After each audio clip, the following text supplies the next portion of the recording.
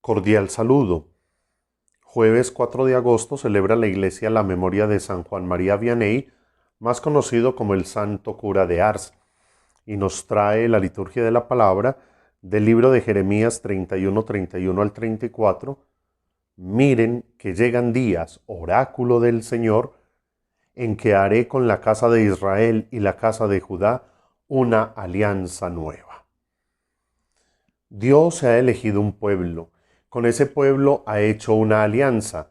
Ustedes serán mi pueblo, yo seré vuestro Dios. Pero el pueblo le incumple al Señor. Se aleja del Señor por el pecado. Pero Dios, que es eternamente paciente y misericordioso, quiere renovar su alianza con su pueblo, le da la oportunidad para que vuelvan a Él y le propone una y otra vez una nueva alianza.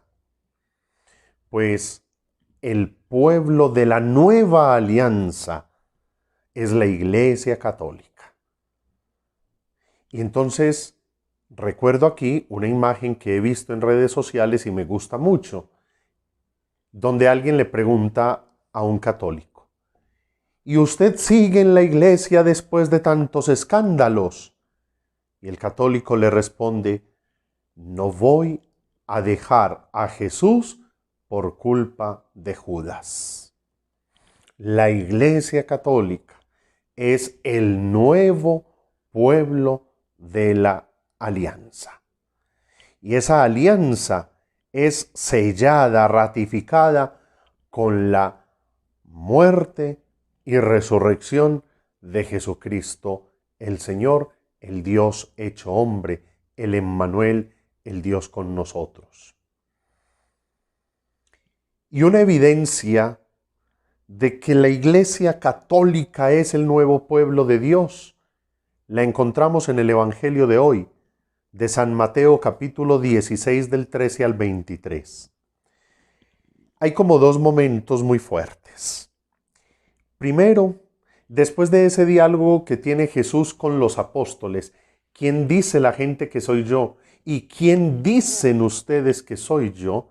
Y después de Pedro hacer su profesión de fe, le dice Jesús: dichoso tú, Simón, hijo de Jonás, tú eres Pedro, y sobre esta piedra edificaré mi iglesia, y el poder del infierno no la derrotará. Te daré las llaves del reino de los cielos. Lo que ates en la tierra quedará atado en el cielo, y lo que desates en la tierra quedará desatado en el cielo. Yo me quisiera imaginar ese momento.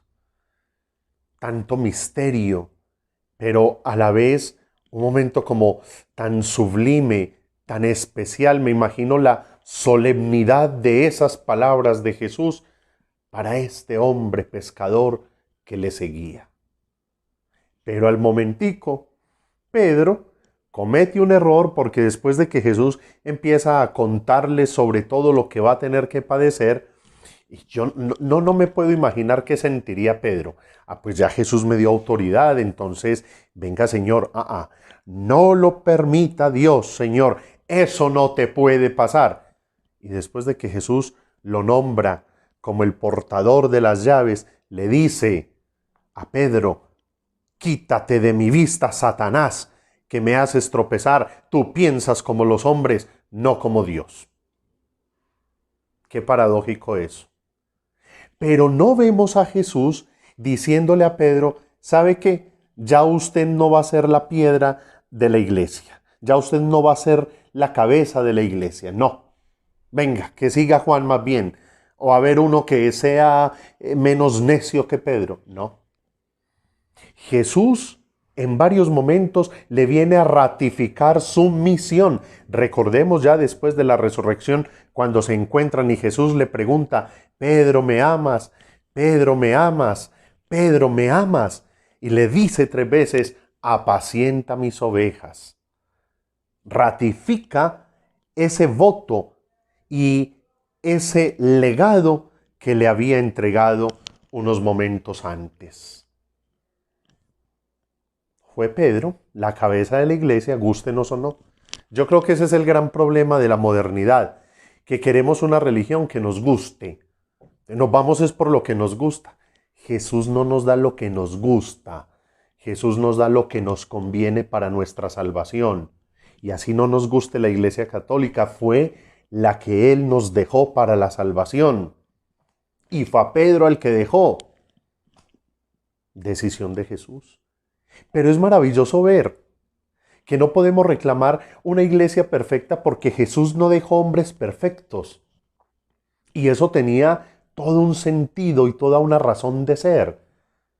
Es que usted y yo podemos ser Judas, pero también podemos ser Pedros.